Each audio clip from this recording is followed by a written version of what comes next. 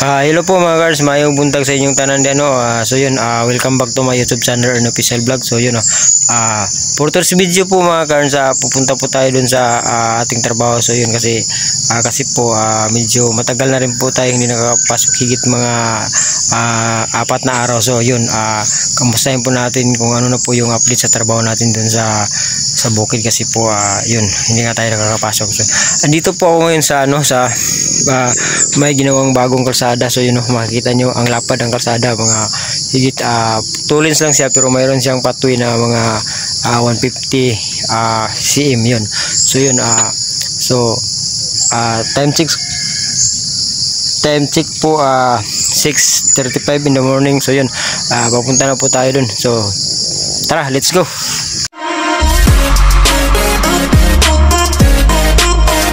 Po pala makikita nyo yun. So puro mga ano yan, puro lang mga parlins yan So yun diba? So kasalukuyang tinatrabaho pa natin, hindi pa natin nalalagyan ng yero. So yun kasi po itong yero, ito po yung yero color of na puti, iba-ibang kulay kasi po ano lang to, hindi to brand new, galing lang to sa may junk shop yata to, nabili ng may-ari. So yun, so yan yan. So hindi kaya gano'n siya kalaki, medyo maliit lang kasi prayer meeting lang nila to. Dito sila nag-prayer meeting pag mayroon silang ginagawa sa kanilang simbahan. So yun, so ito nga pala may net nilagay natin. Ayan so yun, ayan yan. Kung makikita nyo guys, ganyan ang itsura niya. Ayan so kung mapansin nyo, makikita nyo guys, parang isa lang siya pero dalawa yan, dubli yan. Yan sa likod yung isa, kaya siya medyo maliliit yung mga butas niya kasi ganyan parang dalawa sila, di ba? Yan di ba? Nakikita niyo dalawa yan kung sa harap niyo tingnan, parang isa lang siya pero dalawa yan. So yun mga guys, yan ang ginawa natin ngayon, tinatrabaho natin ngayong araw. So kasalukuyang hindi pa ito natatapos kasi po kasi simula pa lang nito, mga higit tatlong oras, higit mga isang linggo pa lang to. So yun tapos dalawa lang silang nagtatrabaho, tapos ako na tumitira ng mga welding nito. Tapos yan ang po nang nangyayari. So yan, 2 araw ko pa lang to tinitira tong welding na to. So yun mga guys, diba ganda pati ng ng steel matting na ginawa natin yung dalawa. Ganun kasimple lang ang trabaho natin. So mao na itong gibuhat mga guys, katong steel matting isa ka buo nga 8 by 8 by 4 tutong gitunga din atong giapid. So mao na ang resulta nga atong siyang giapid kay para mo gagmay ang iyang groove or bangag sa screen, para dili makasulod ang mga mananap nga pareha mga baki or mga unsa pa nga klase ng mga mananap.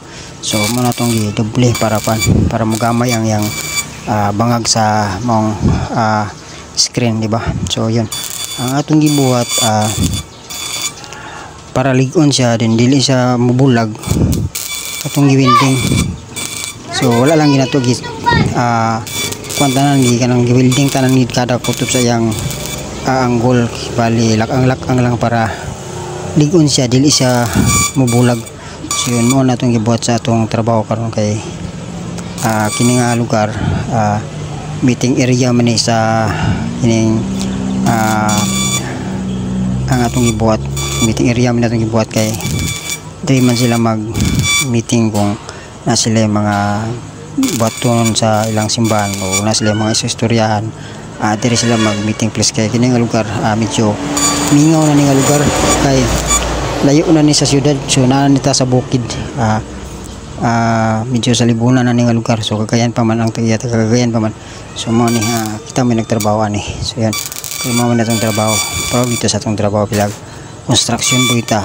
Proud kita kay di man ta ni income, di man ta nakakita og kwarta, di man ta makuha atong pagkaon, di man ta makuha og suporta gisuporta nato sa atong pamilya para mabuhi. So yan, bisan ug unsa nga klase nga trabaho, mabasuriro ka man o madrive sikad ka man o bisag unsa nga klase nga trabaho, proud gyud ta na mga ka-earns kasi yun po ang ating hanap buhay.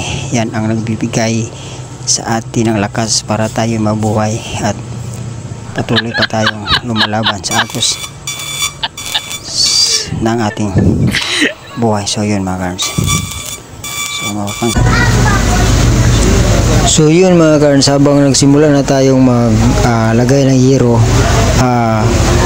bumaba po tayo kasi po bigla pong bumuhos yung malakas na ulan, kaya ayun, napababa tayo at sisilong muna tayo. At ang gagawin po natin ngayon mga karns, hintayin muna natin kung tumila yung ulan kasi po masyado po kasing malakas. So yun, hindi pwede na mabasa tayo ng ulan kasi po nagbibuilding tayo kanina. So yun mga karns, hintayin muna natin na tumila yung ulan. Ayan.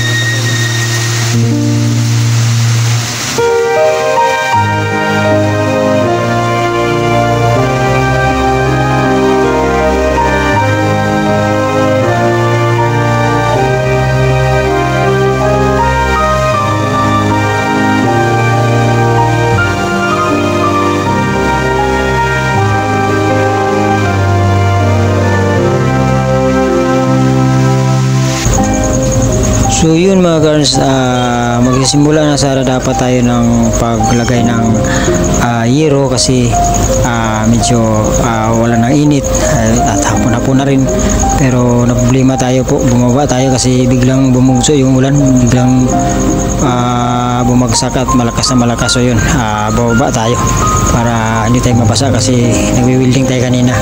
So yun, iniwan muna natin. So nakabit natin na yero, 2 piraso lang yun. Mapapansin niyo mga karns, may mga katayo dyan, puro parlins lang yan kasi po ang ginagamit natin sa parang multipurpose, puro parlins lang yun sa gilid. Pero yung mga parlins yan matitibay talaga yan kasi nilalagyan natin ng simento ang loob niyan, binubusan natin. Ito pala yung yero na gagamitin natin yung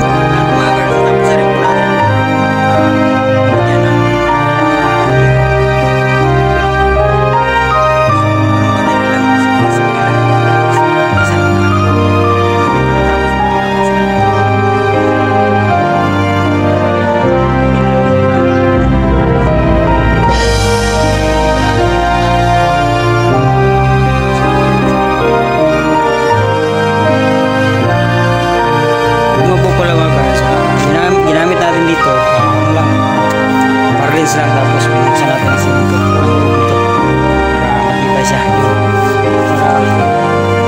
yung poste niya, gitna. So lagyan natin ang poste sa gitna para support doon sa taas, yun, para hindi siya bumigay. Yun ang napakaganda nito mga parlins. Pag ito ang ginagamit ninyo mga karns, pag magtayo yan ng bahay, madali lang siyang trabuhin, tapos tipid pa kayo sa materials kasi po pag ginamitan nyo ng simento tapos bibili pa kayo ng mga bakal na 10 by 10 mm, ayun, malaki ang gasto at hindi mabilis yung trabaho. Kaya itong ginamit namin, parlins lang kasi madali lang siyang trabahuin, saka minus gastos kasi mura lang. Ito po yung nangyayari dito, yung trabaho. So yun, diba, napakadali lang, simple lang yung trabaho natin. Kung mapapansin nyo, wala pang ano dyan, bubungan dyan, lalagyan pa natin ng mga yero yan kasi yero lang yung ginagamit natin kasi po itong area na to, itong tinatayo natin, meeting place lang to nila sa ano, pag mayroon silang pinag-uusapan tungkol sa kanilang simbahan. So sa loob ng isang linggo na tinatrabaho natin to, nakapagpalitadan po tayo. Ito, nakapagpalitadan po tayo, nalagyan na po natin ng upuan, tapos nakapag-flooring na po tayo dito sa ano, sa baba. So yun, kulang na lang nito sa mga upuan natin, lagyan ng mga tiles yan. So yun, isang linggo pa lang natin tinatrabaho yan. Ganun kabilis yung trabaho natin pag oro parless lang yung gagamitin nyo kasi hindi masyadong mapursisyo yung pagtatrabaho. So yun mga guys, diba, madali lang. Mao na ning naitabo sa atong gihimo nga trabaho mga ka-arns.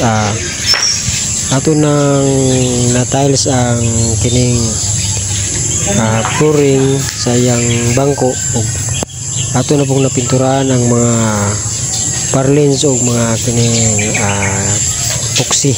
So yun, epoxy ang atong gigamit para dili sa dali mo taya, no. So yun, kung makikita ninyo ang iyang sandiganan or sikibali pader sa atong bangko ang gibuhat, puti ang iyang color sa iyang pintura. So yun, pintala na.